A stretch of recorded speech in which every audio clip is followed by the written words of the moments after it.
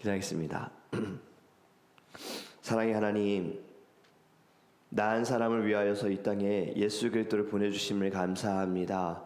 하나님의 허락하신 귀한 예배를 통하여서 하나님 우리의 모든 질병, 마음의 병, 육신의 병 하나님 주님 앞에 다 들고 나아갑니다. 그리고 주님 앞에 내려놓습니다. 십자가의 보혈로 우리를 깨끗하게 하여 주시옵소서. 주가 채찍에 맞음으로 나음을 입었다 하셨습니다. 하나님, 저희들 질병에 끌려다니지 않게 하소서. 예수의 이름으로 저희들 기도하고 선포할 때 모든 악함과 어둠과 질병은 다 떠나가게 하여 주시옵소서. 하나님, 우리 모든 연약함이, 우리 안에 있는 모든 바이러스와 또 하나님 우리의 마음의 흔들림, 그 풍랑과 같은 상황 가운데에도 끝까지 예수만 붙들고 주님의 만져주심을 믿고 나아갈 수 있는 은혜의 예배가 될 수 있도록 성령님 인도하여 주시옵소서. 깨끗이 낫게 하심을 믿습니다. 낫게 하신 주님 감사합니다. 이러한 고백이 있는 거룩한 예배가 되게 하소서. 모든 영광 주님께 올려드리며 예수님의 이름으로 기도합니다. 아멘. 네, 오늘 우리에게 하나님의 말씀 마가복음 5장입니다. 마가복음 5장 25절에서 34절입니다.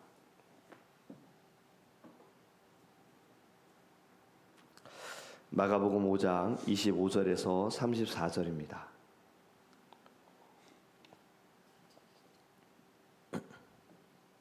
제자전성의 책은 신약성의 61페이지입니다. 25절부터 함께 읽겠습니다. 12해를 혈루증으로 알아온 한 여자가 있어 많은 의사에게 많은 괴로움을 받았고 가진 것도 다 허비하였으되 아무 효험이 없고 도리어 더 중하여졌던 차에 예수의 소문을 듣고 무리 가운데 끼어 뒤로 와서 그의 옷에 손을 대니 이는 내가 그의 옷에만 손을 대어도 구원을 받으리라 생각함일러라. 이에 그의 혈루 근원이 곧 마름에 병이 나은 줄을 몸에 깨달으니라. 예수께서 그 능력이 자기에게서 나간 줄을 곧 스스로 아시고 무리 가운데서 돌이켜 말씀하시되 누가 내 옷에 손을 대었느냐 하시니 제자들이 여짜오되 무리가 에워싸 미는 것을 보시며 누가 내게 손을 대었느냐 물으시나이까 하되 예수께서 이 일 행한 여자를 보려고 둘러보시니 여자가 자기에게 이루어진 일을 알고 두려워하여 떨며 와서 그 앞에 엎드려 모든 사실을 여쭈니 예수께서 이르시되 딸아 네 믿음이 너를 구원하였으니 평안히 가라. 네 병에서 놓여 건강할지어다. 아멘. 할렐루야. 오늘 본문을 보면요, 두 사람이 등장을 합니다. 한 사람은 회당장 야이로이고요. 오늘 읽진 않았지만 앞 뒤에는 바로 이 회당장 야이로, 그리고 지금 읽은 말씀에는요 혈루증 여인이 등장을 하지요. 먼저 이 회당장 야이로를 보면 존경받는 지도자입니다. 그리고 사회적인 지위가 있는 사람이에요.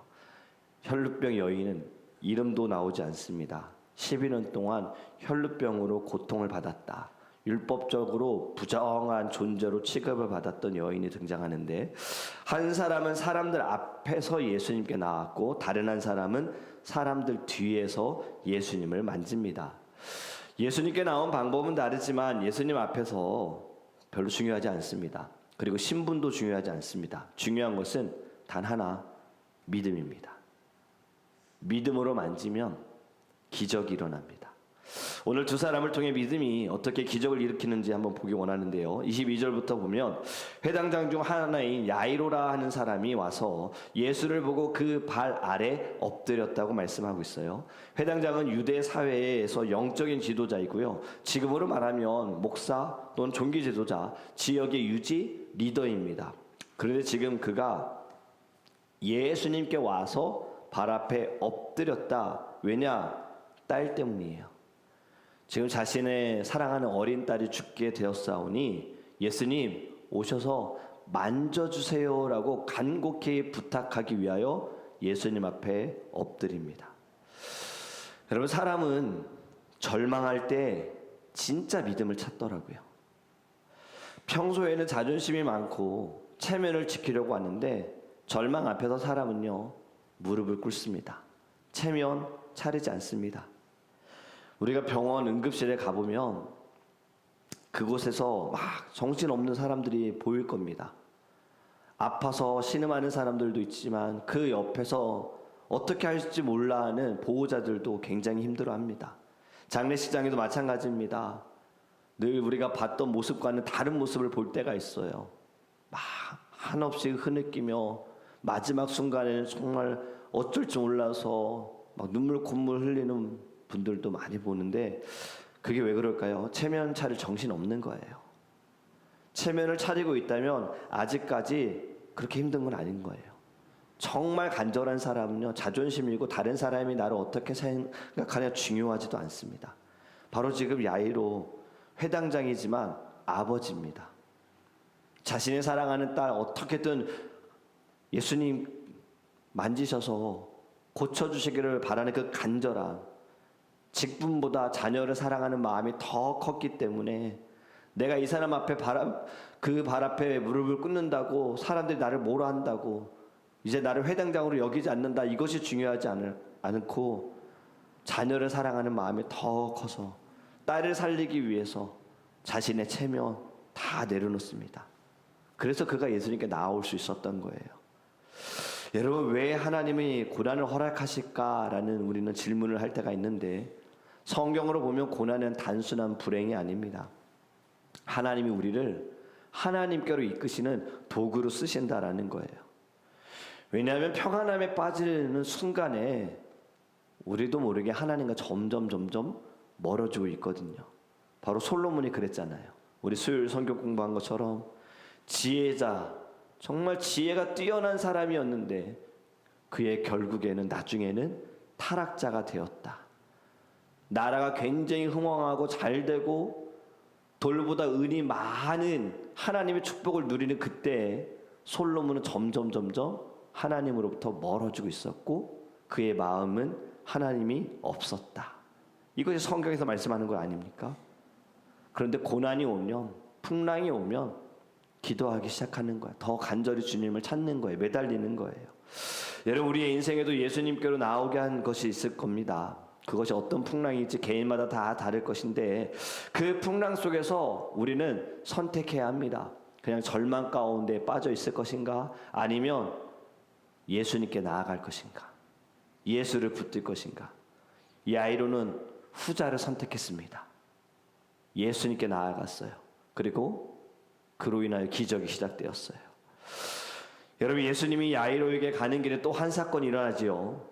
25절에 오늘 읽은 말씀에 12해를 혈루증으로 앓아온 한 여자가 예수님께로 나옵니다. 12해 12년이죠. 여러분, 12년은 한국으로 보면 초등학생이 대학생으로 가는 그 긴 시간입니다.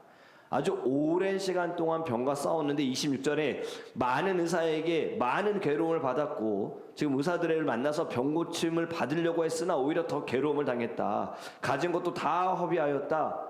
가진 재산들, 돈 다 썼다는 거예요. 의사들 만날 때마다. 그런데 아무 효과가 없었다. 오히려 더 아프게 됐다라는 것이 26절의 말씀입니다. 여러분, 이 말씀은요, 바로 사람의 한계를 보여줍니다. 의사도 해결하지 못하고 돈이 있어도 해결받지 못하고 시간도 12년의 시간이 지나도 해결받지 못했다. 그래서 지금 이 혈루증 여인에게는 남은 것이 절망밖에 없다라는 거예요. 고통 가운데 있는 여인, 이제 더 이상 어떤 방법이 없다라고 여기고 있는 여인에게 한 가지 소망의 말이 들립니다. 바로 예수님이 지나가신다. 그 이야기를 듣고 이 여인은 군중 속으로 들어갑니다. 문제는 앞에서 말씀드린 것처럼 혈루증 여인은 사람들이 많은 곳에 가면 안 됩니다. 왜냐하면 이 여인과 접촉이 되는 순간 그 사람도 부정한 사람이 되거든요. 그래서 이 여인은 몰래 다가가는 거예요. 예수님의 옷자락이라도 만져야지. 내가 그 옷자락만 만져도 구원을 얻을 것이다라는 믿음으로 간 거예요. 여러분, 믿음은 크기가 문제가 아닙니다. 우리는 믿음이 누가 크다, 적다라고 말하지만 믿음은 중요한 건 대상입니다. 누구를 믿고 누구에게로 나아가느냐. 아무리 작은 믿음일지라도, 이제 막 시작한 믿음일지라도 예수님께로만 향한다면 능력이 나타납니다. 기적이 일어나는 거예요. 여인은 예수님의 옷자락을 그 간절한 믿음을 가지고 만지더니 병이 나았어요. 즉각적인 고침을 받았습니다. 12년 동안 그렇게 고통받고 있던 어려움이 한순간에 끝이 났다는 거죠.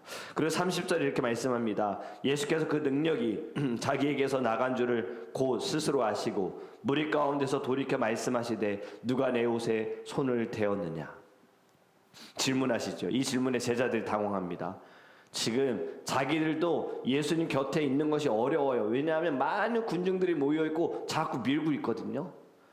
누가 손을 대고 있는지 알 수가 없는 상황이죠. 하지만 예수님은 알고 계세요. 바로 말씀하시죠. 여인이라고 얘기하시잖아요.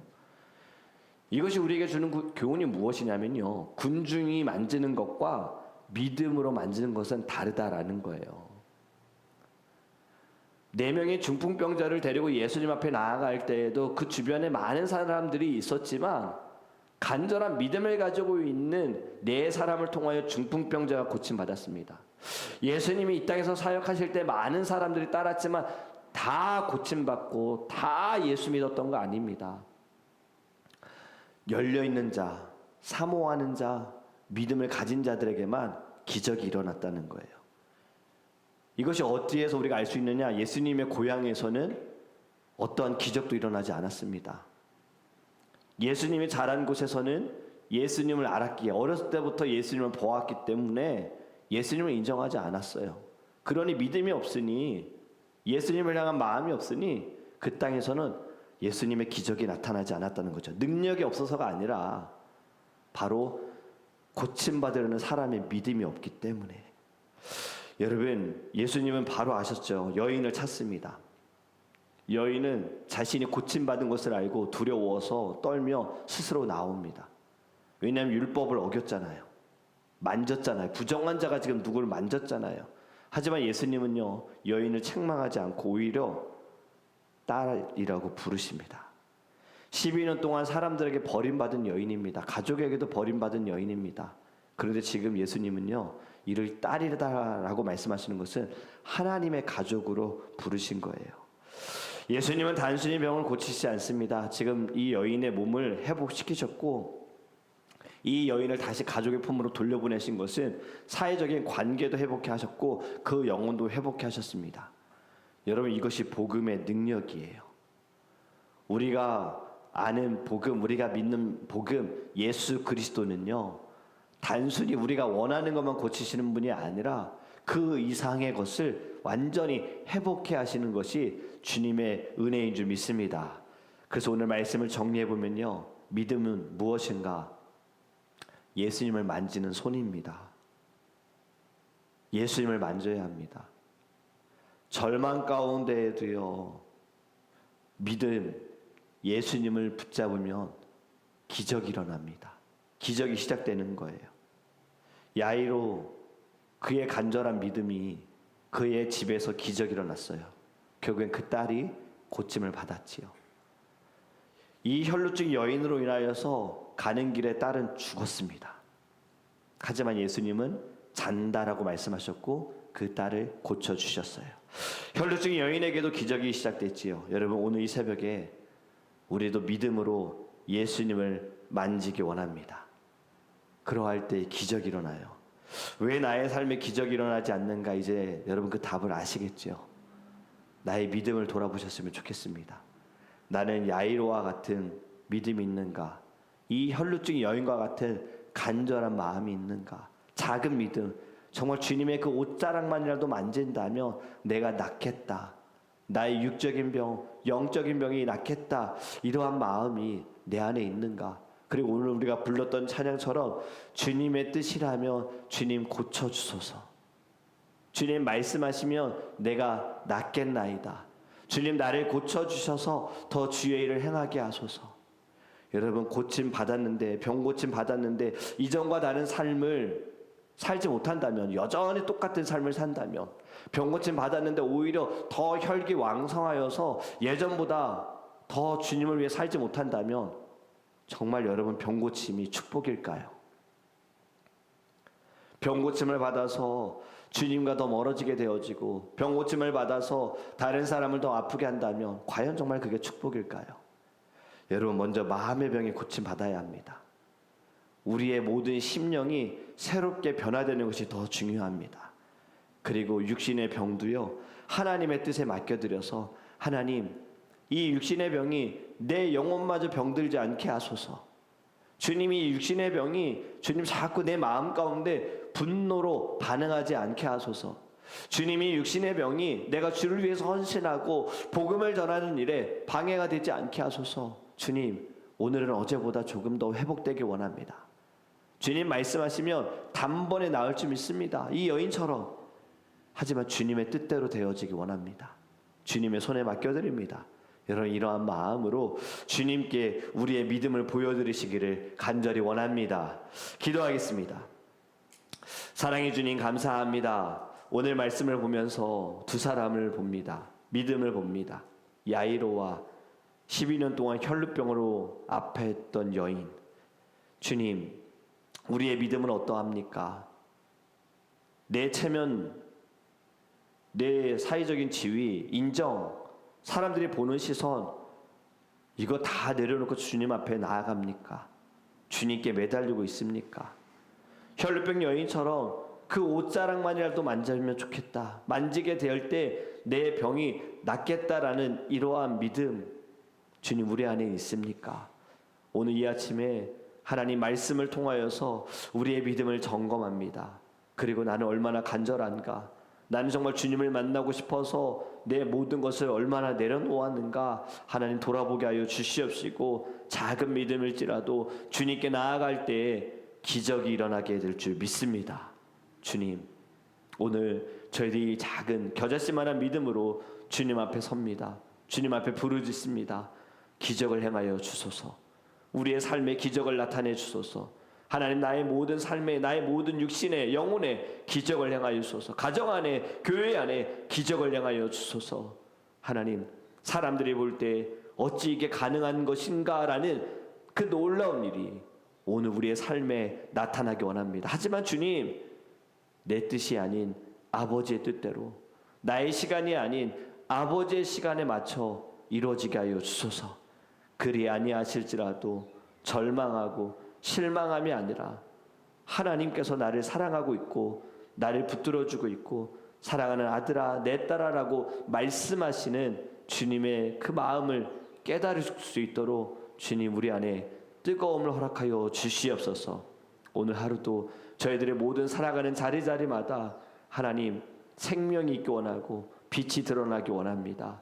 우리의 마음을 바꿔주시고 우리의 입술을 새롭게 하여 주시고 우리의 보는 시선이 달라지게 역사하여 주시옵소서. 이 아침에 간구하는 모든 기도의 제목들 주님의 은혜 아래 주님이 역사하시 믿사오며 우리와 함께 하시는, 또 우리를 고치신 예수 그리스도의 이름으로 축복하며 기도합니다. 아멘.